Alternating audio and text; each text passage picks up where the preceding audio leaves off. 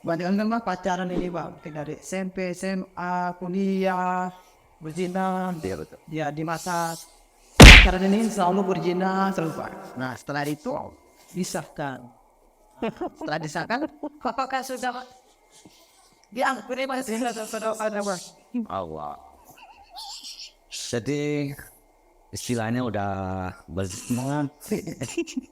Jadi kemudian mereka ijab kabul nikah ya. Ya. Apakah dengan menikah tadi itu dosanya diampuni begitu ya? Iya. Dosa zinahnya maksudnya. Iya. Iya, Pak. Nah, jadi tidak serta-merta dengan adanya pernikahan itu di dalam Islam dosanya diampuni. Tidak serta-merta. Kecuali ianya bertaubat dengan taubat nasuha di hadapan Allah SWT.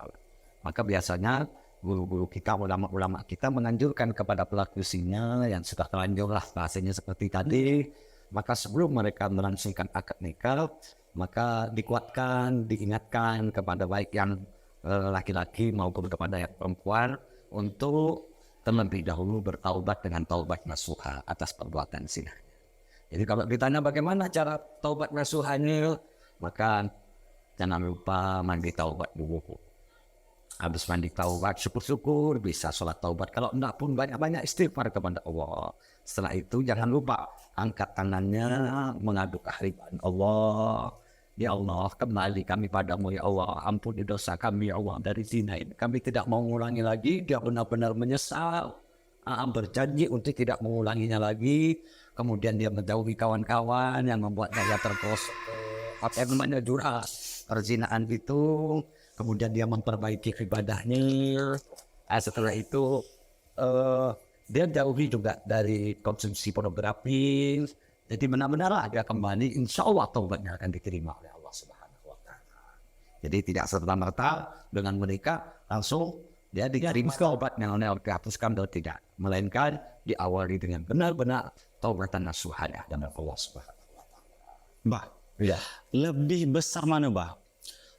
Dosanya berzina ketika dia masih bujang atau masih sendiri sebelum menikah, atau dia berzina setelah dia sudah punya istri, dia berzina dengan orang lain. Datanya sih. Ya betul. Jadi dua-duanya dosa besar. Dua-duanya dosa besar. Cuman kalau ditanya mana berat, maka lebih berat lagi adalah kalau sudah berkeluarga masih bersih. Istilahnya dia sudah punya lubang tapi masih mencoba pada lubangnya. Harus bilang. Kalau dalam Islam itu kalau masih perawan, perjaka, mereka berzina itu hanya didera 100 kali selesai di dalam Islam. Tinggal taubat pada Allah. Tapi kalau dia sudah berbulan sudah berzina, maka di sini kedudukannya zina muksad. Dia tidak akan diampuni Allah. Kalau di dalam negeri Islam dia tidak diampuni Allah kecuali ia dipendam setengah badan. Kemudian setiap orang yang lewat di persimpangan itu melempari batu kepadanya sehingga mati. Terus pertanyaan bagaimana kalau dia hidup di negara kita yang Indonesia yang tidak diterapkan hukum Islam? Iya. Maka kata ulama, teruslah engkau bertaubat kepada Allah, terus kembali kepada Allah, insya Allah Allah akan terima taubat kamu. Yang penting tidak ada niatan untuk kembali lagi. Insya Allah seperti itu. Berarti Besar itu. di dalam Islam itu berarti tidak ada ampun ya bah ya? Ya, Dihukum sampai mati. ya karena memang rasanya seperti itu yang pantas untuk mereka yang sudah diberi nikmat oleh Allah, sudah diberi tempat lahan, tapi masih juga mencaplok bahan yang lain. Gitu. Ya kan sana kayak gini.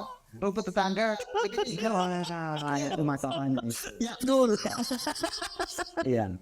Makanya di dalam Islam itu memperbolehkan poligami, apa takutnya seperti itu. Jadi kalau memang sudah terpaksa, silakan. Yang tapi tidak hancur keluarga yang ada ini kan kadang poligami yang belum siap. Iya. Istrinya masih gimana, tidak siap. Tapi kalau memang mereka siap monggo. Tapi kalau saya pribadi itu sampai hati itu kata. Ya dari foto belakang kan keluarga itu ya Pak. Bakar. Masih niat itu kan. Enggak, itu kan nanya bro. Ada tak Pak? Boleh dong. Iya. Asal. Kan untung saya ini masih lajang bah, biar enggak kecebur ke jurang. Oh. Mudah-mudahan Allah ya gaya. Mudah-mudahan bukan. Aku emang niat ya. Amin, amin, amin. Sambil. Iya, Pak. Nah, mau ngomongin masalah nikah nih. Iya. Jadi ada ini, Pak, ada cerita nih dari salah satu teman saya tuh. Jadi ketika pengen menikah, jadi udah menghafal untuk ijab kabul tuh setengah mati lah, karena alasannya nama si harem dia nih panjang, nama ayahnya tuh panjang. Jadi sebelum ijab kabul tuh Jadi kesulitan lah. kesulitan. Jadi dia tuh minum obat penenang. Bahasa kerennya tuh nyabul. Sama apa lagi? Tapi mau dijawab kabul nggak pengen tenang. Sampai Nyabul. Tapi ini cerita nyata, bro. oh sih kalau misalnya ini apa kalau barang seperti sabu itu tidak menimbulkan bau sama ini apa tadi? Iya kan sadar. Sama yang apa? Konsumsi. Iya. Nah kalau misalnya seperti arak ya kayak lainnya kan itu kan apa? Ya itu kan digampar lah. Maksud mereka pakai itu ya, pakai obat itu. Iya. Mungkin karena biar orang nggak tahu ya hanya Iya. Alasannya daripada ngasih malu keluarga katanya, nggak bisa ijab kabul katanya. sampai segitu nih. Sampai segitunya. Jadi apakah sah Nah, ijab kabul? nah betul. Jadi begini, Bang Dor, Babon. Babon begini, Bang Babon. Babon ganteng. Jadi menurut pendapat Imam Syafi'i, itu wali Syafi'i qaulan. Imam Syafi'i punya dua pendapat di sini.